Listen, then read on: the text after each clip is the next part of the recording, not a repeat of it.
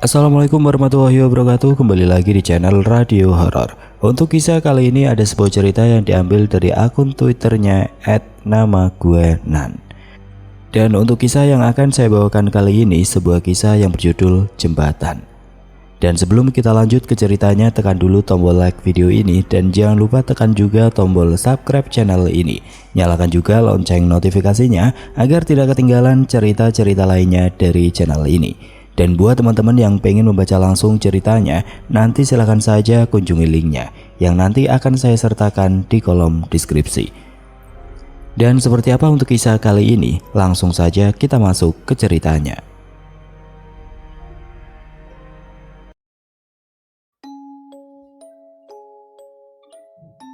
Sore ini saya berada di sebuah terminal bis kecil di kota hujan. Deretan bis malam berjejer rapi di sepanjang parkiran. Setelah puas memotret beberapa penguasa Pantura itu, aku melangkahkan kaki menuju loket bis yang akan saya tumpangi malam ini. "Mas, pesanan tiket atas nama Riz," kataku kepada seorang di balik kaca loket. Lelaki bername tag Jack itu mengecek komputernya. "Oh ya, pesanan atas nama Riz, 1 tiket jurusan rumah mantan ya," ucapnya sembari menyodorkan selembar tiket. Saya mengambil tiket itu setelah sebelumnya membayar dengan uang yang pas. Kini saya membalikan badan mencari bis berplat nomor sama dengan yang tertera pada tiket. Setelah menemukannya, saya menaiki kendaraan roda 6 tersebut. Saya duduk di kursi nomor 1 lalu mengambil HP yang berada di dalam tas.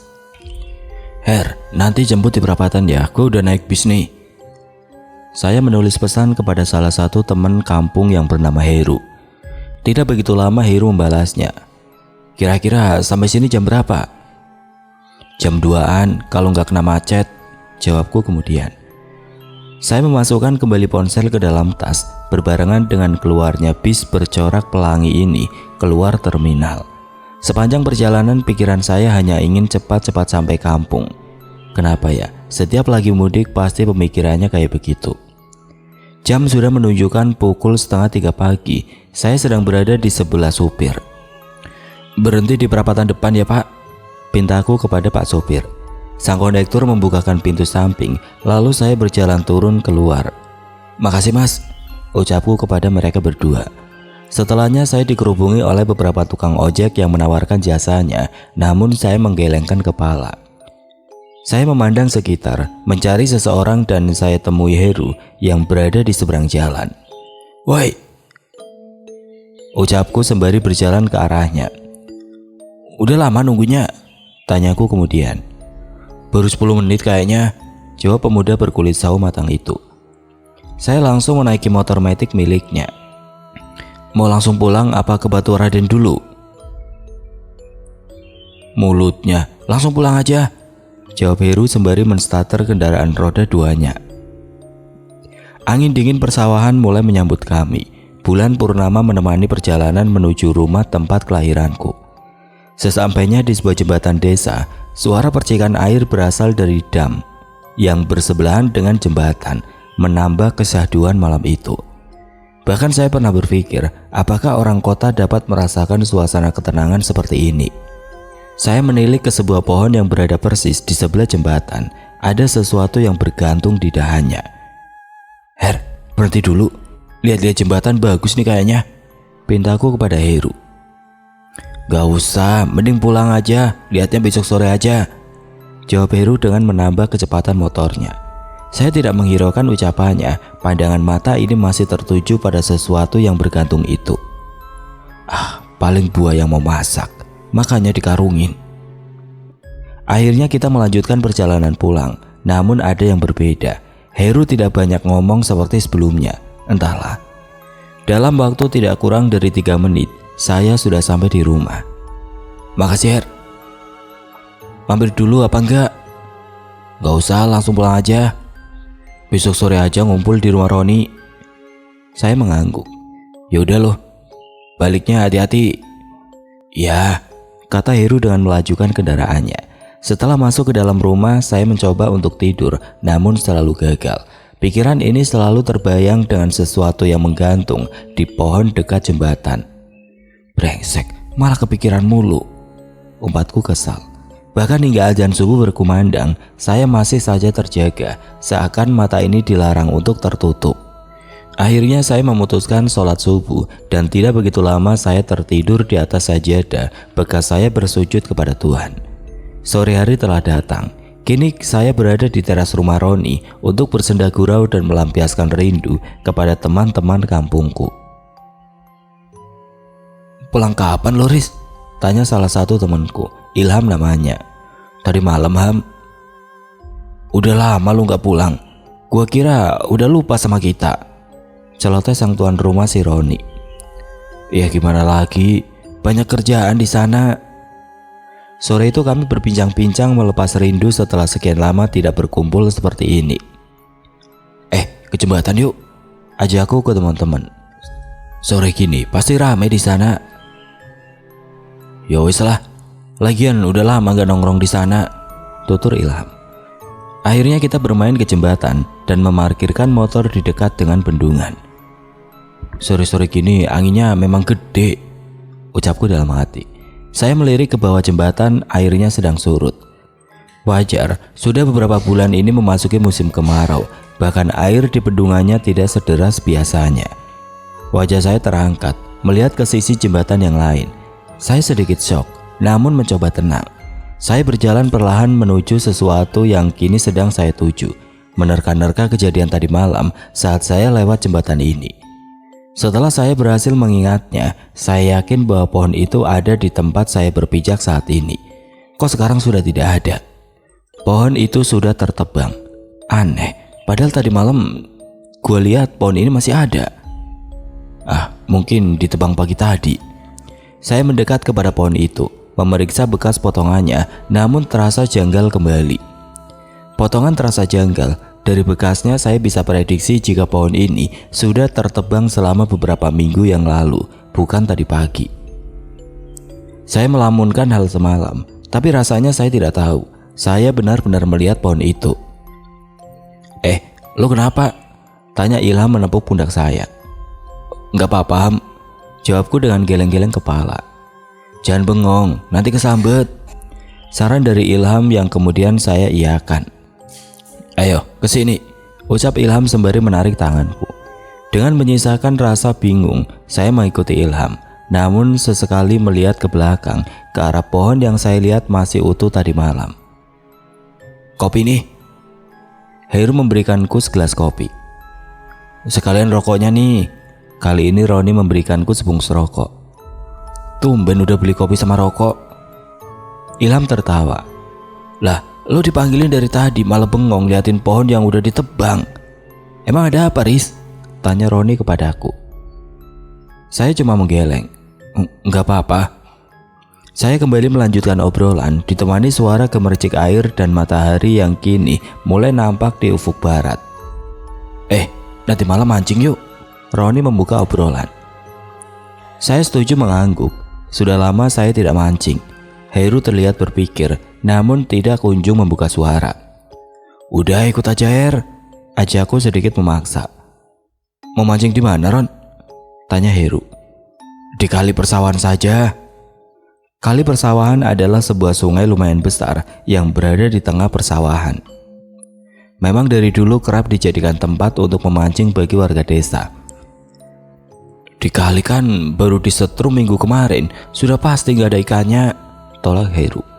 Disetrum adalah sebuah cara mengambil ikan dengan setrum sebagai medianya. Namun ini dilarang oleh pemerintah. "Ya udah, di jembatan aja ya," ucapku menginterupsi pembicaraan. "Ya udah deh," jawab Roni. "Kamu gimana?" tanya Roni kepada Heru. "Ya udah gue ngikut." "Gue nyusul aja ya," kata Ilham sambil nyengir. "Lah, kenapa?" "Aku mau jalan-jalan sama Nana. Nanti habis itu gue langsung nyusul," jelas Ilham. "Ya udah, nanti mau gimana?" tanyaku ke mereka bertiga. "Nanti jam 10 malam ngumpul di rumahku. Habis itu langsung berangkat," Roni memberi ide. "Oke, ayo pulang udah maghrib," ujar Ilham mengingatkan. Senja atau sandekala memang indah, namun kita harus buru-buru pulang untuk menunaikan ibadah maghrib karena itu sebuah kewajiban. 15 menit sudah terlewati dari batas waktu janjian. Satu persatu teman saya berdatangan, kecuali Ilham. Langsung berangkat aja, nanti Ilham pasti nyusul, ucap Roni yang sedang merakit alat pancingnya. Her, beli kopi sama rokok di warungnya Mbak Anda ya, perintahku kepada Heru. Duitnya mana? Heru menjulurkan tangan meminta uang untuk membeli apa yang saya perintahkan. Bilang aja Ilham yang bayar, kan Ilham adiknya Mbak Anda, dia pasti percaya, usulku sambil menarik turunkan alis. Heru tersenyum. Yaudah, aku beli dulu. Roni menyiapkan barang-barang. Setelah beres, ia mengajak saya untuk berangkat. Ayo Riz, berangkat sekarang. Nanti sekalian mampir warung Mbak Anda, jemput si Heru, ucap Roni. Sesampainya di warung, ternyata Heru sedang berbincang dengan Mbak Anda. Tidak lupa Mbak Ayu juga ada di sana. Ilham belum pulang dari pacarannya sama si Nana, Mbak, tanyaku ke Mbak Anda. Belum, jawab Mbak Anda singkat. Mbak Anda memang terkenal cuek meskipun cantik. Saya turun dari motor dan menghampiri mereka. Wah, kamu Toris balik kapan? Tanya Mbak Anda sambil menyalami. Tadi pagi Mbak, jawabku. Ya udah, gue lanjut berangkat mancing dulu ya Mbak. Loh, ini beneran yang bayar si Ilham? Tanya Mbak Anda. Iya Mbak, adikmu yang paling ganteng yang bayar, ucapku dengan mengajak Heru ke boncengan. Alhasil kami bertiga berangkat memancing dengan mengendarai satu motor seperti terong-terongan. Kami berangkat menuju jembatan yang hanya berjarak 3 menit dari rumah kami. Jembatannya memang sedikit menjauh dari pemukiman, sehingga terasa sepi di sini. Bahkan jembatan sepanjang lebih dari 50 meter ini hanya diterangi oleh 3 buah lampu yang remang-remang. Saya memarkirkan motor di dekat bendungan. Tempatnya memang rada ke bawah, lebih rendah sekitar 3 meter dari jalanan. Tempatnya sangat sepi, bahkan lampu di jalan belum mampu menerangi posisi kami berada. Roni membuka pancingnya, begitupun dengan Heru. Mereka berdua terlihat semangat pada malam ini, mungkin gara-gara rokok dan kopi gratis hasil menipu di warung Mbak Anda. Roni melempar pancing pertamanya, disusul oleh Heru. Jam sudah menunjukkan pukul 11:15 menit. Kami baru dapat 1 ekor ikan paus. Itu juga hanya sebesar 2 jari. Woi, si anjing goblok! Teriakan dari belakang membuat aku menoleh. Dan kita dapati Ilham di sana tengah berjalan kemari. Gara-gara lu semua, gue diomelin sama kakak, serocos Ilham. Salah server weh, pakai bahasa Jawa, ucap Heru. Salah ya? Lanjut si Ilham. Brengsek, gara-gara kalian beli rokok ngomongnya gue yang bayar, serocos Ilham. Lah, gue gak tahu apa-apa, pas pulang disuruh bayar rokok. Ya maaf, lagian malah pacaran sama Nana, ucap kita bertiga sambil tertawa. Ini pancingnya, kata Ilham memberikan saya 1 pancing. Saya menerimanya dan berjalan sedikit menjauhi teman-teman, berharap dapat ikan di lain tempat. Saya memancing ditemani segelas kopi dan sebungkus rokok. Suasana sangat sepi, hanya bunyi percikan air dari bendungan. Heru, Ilham dan Roni pun tidak ada yang mengeluarkan satu patah kata. Benar-benar sunyi malam itu. Semua terfokus pada pancingnya masing-masing. Hingga sepasang mata ini menoleh ke tengah jembatan. Ada seseorang berdiri di tengah-tengah remangnya lampu jalan. Wajahnya tidak terlihat, cukup samar. Saya mendekatkan diri kepada Heru yang berada tidak jauh dari tempat saya berada. Her, lo lihat nggak? Tanyaku pelan kepada Heru agar tidak terdengar oleh Ilham dan Roni. Lihat apa? Tanya Heru bingung. Itu. Saya memberikan kode kepada Heru untuk melihat ke arah jembatan. Heru menoleh menuju apa yang saya arahkan. Dia memalingkan wajahnya kembali. Itu siapa ya? Gak tahu, makanya gue nanya ke lu. Jangan-jangan. Belum sempat Heru melanjutkan kalimatnya, saya sudah menginterupsinya. Jangan-jangan apa? Heru nyengir. Jangan-jangan orang iseng yang lihat kita mancing, ujar Heru kemudian sedikit terkekeh. Mukamu, mau jam 12 kayak gini? Siapa yang iseng nontonin kita mancing? Orang gila apa? Karena menurutku ini sedikit menyeramkan saat ini. Sehabis itu saya mencoba untuk fokus mancing kembali, namun sesekali menengok kepada sosok tersebut. Setelah hampir 5 menit sosok itu mulai mendekat ke sisi tempat kita mancing. Dia mendekat, ucapku kepada Heru. Coba tanya ke si Ilham, suruhku kepada Heru. Heru menurut dan terlihat berbincang kepada Ilham. Setelah itu Heru balik kembali ke tempat saya. Ilham ya lihat, tapi nggak tahu dia siapa, jelas Heru. Saya cuma mengangguk. Tidak selang lama sosok itu sudah berada di bawah lampu jembatan. Kini saya melihatnya sedikit jelas ketimbang sebelumnya. Sosok tersebut seperti mencangking sesuatu di tangan kanannya. Namun kepala dari sosok tersebut tidak terlihat, seperti tertutup kupluk. Saya sudah tidak fokus memancing. Kini pikiran saya hanya terpusat pada sosok itu. Perlahan sosok itu memutar badannya dan terlihat jelas siapa gerangan sosok tersebut. Sosok tersebut ada kepalanya. Namun kepalanya itu dipegang oleh tangan kanannya. Matanya melotot ke arah kami. Astagfirullah, teriakku. Heru dan Ilham secara bersamaan. Sedangkan Roni yang berada di bawah segera berlari menuju kami. Ada apa anjir? Tanya Roni. Saya memandang wajah Roni dengan syok, kemudian menunjuk sosok itu dengan tangan. Tuh, lihat sendiri. Roni menengok, kemudian menutup matanya. Astagfirullah, apa itu? Saya perlahan membuka mata. Roni masih memejamkan mata. Tangannya menggenggam erat pergelangan tangan saya. Ilham terdengar sedang membaca surat-surat pendek. Begitu juga dengan Heru. Gimana ini? Tanya Ilham. Pulang aja yuk, ajak Heru. Mau pulang gimana? Jalan pulangnya saja lewatin itu setan. Jujur kita semua sudah tidak tenang pada saat itu. Mau pulang tapi harus melewati sosok tersebut. Tiba-tiba itu setan melayang perlahan mendekati kami. Anjir, malah mendekat. Heru mulai panik. Roni pun mulai berlari berlawanan arah dari jembatan, melewati kebun warga di tengah pekatnya malam. Kejar si Roni, udah tinggalin aja pancingnya sama motornya, ucapku sambil berlari mengejar Roni, lalu disusul oleh Heru dan Ilham. Kita berlari hingga sampai ke jalan. Nafas kami sudah tidak beraturan. Kita diterpa keheningan di tengah jalan yang berjarak kurang lebih 100 meter dari jembatan. Kami terduduk di pinggiran jalan hampir 5 menit dan tidak ada seorang pun juga yang melewati jalan ini. Memang sih, jarang yang lewat sini jika sudah tengah malam. Nah, lagi pada ngapain di situ? Sebuah suara dari seseorang menyadarkan kami berempat. Saya menengok dan didapati seseorang yang sudah parubaya sedang mengopi di teras rumahnya.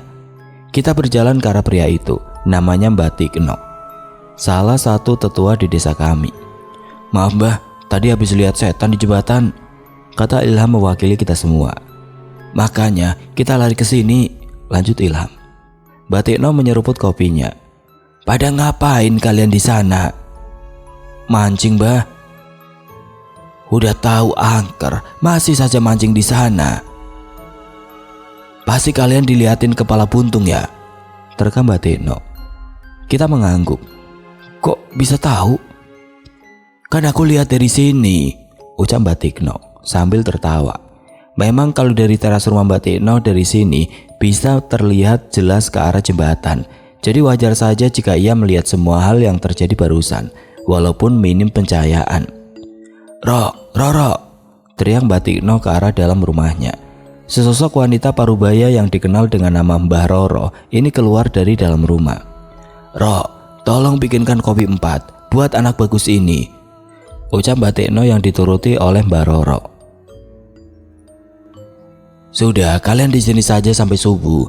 Mbah temenin, sekalian Mbah ceritain awal mula jembatan dan bendungan itu, ujar Mbak Tikno. Mbak Tikno mulai bercerita. Zaman penjajahan dulu, desanya kita itu desa yang sering dilewati Belanda. Tapi akses ke desa yang di atas bukit itu susah karena ada kali itu. Kalau mau ke sana ya Belanda harus muter, tapi jauh banget. Akhirnya Belanda bikin jembatan di sana dari kayu buat sementara. Mbah Roro keluar rumah. Silakan Mas, diminum. Adanya begini doang, tutur Mbah Roro. Makasih Mbah, maaf kita ngerepotin, ungkap Roni. Alah nggak popo, sekalian nemenin Mbak Tikno bergadang, jawab Mbah Roro. Nah, dulu waktu Belanda bikin jembatan, ya ada yang mati gara-gara kerja paksa, gak ada istirahatnya, lanjut Mbak Tikno bercerita. Dari dulu tempat itu memang angker nak, Bahkan banyak yang mati lalu mayatnya dibuang di sana dulu. Tapi tahun 70-an, jembatan kayu itu hancur, ke bawah banjir. Akhirnya dibuatlah jembatan beton yang ada sampai sekarang itu. Waktu bikin jembatan beton itu, sekalian dibuat bendungan, soalnya tempatnya pas buat bangun bendungan di sana.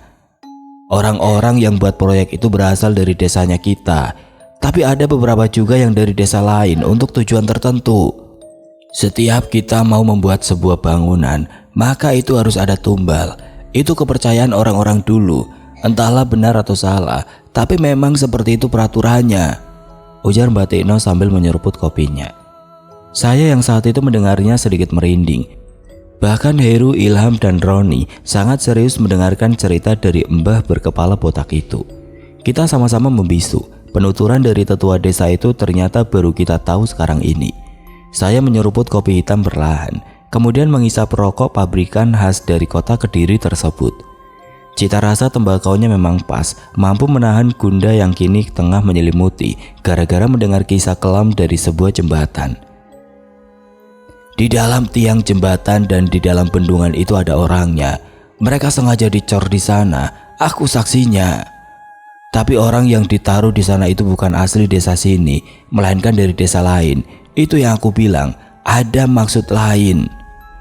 Orang petinggi proyek itu selalu bilang gini, masalah ini jangan sampai ada yang tahu, biarlah hanya kita-kita saja. Ya, mereka mengorbankan orang desa lain agar orang-orang di sini tutup mulut, agar kisah kelam ini tidak banyak yang tahu. Ya setidaknya hanya mereka yang pernah bekerja di proyek itu saja yang tahu mengenai hal ini. Pernah sekali ada perempuan datang ke desanya kita. Perempuan itu nyariin suaminya yang katanya kerja di proyek ini. Dia nanya, suaminya udah 3 hari gak pulang, apa kita kenal sama suaminya? Dia dari desa sebelah, tapi kita hanya diam. Aslinya kasihan banget, tapi gimana lagi, kita disuruh diam, ngomong saja nggak tahu, padahal kita tahu kejadiannya. Semenjak itu jembatan ini selalu menjadi tempat paling angker di sini. Setelah kuburan yang di pinggir hutan itu, banyak yang melihat setan-setan di sana, suara meminta tolong, dan tentunya kepala buntung itu. Ternyata sehabis pembangunan itu, masih banyak korban berjatuhan di daerah itu, mulai dari yang tenggelam, dibuang jasadnya, tabrakan di sana, hingga beberapa orang yang gantung diri di pohon-pohon pinggir jembatan. Anehnya, semuanya berasal dari desa lain. Gak ada satupun dari dulu yang berasal dari desa kita. Semuanya berasal dari desa lain. Itu yang paling aneh. Mbak Tekno menyeruput kopi hitamnya untuk kesekian kalinya. Saya termenung, mengaitkan beberapa kejadian yang sejak kemarin menghantui.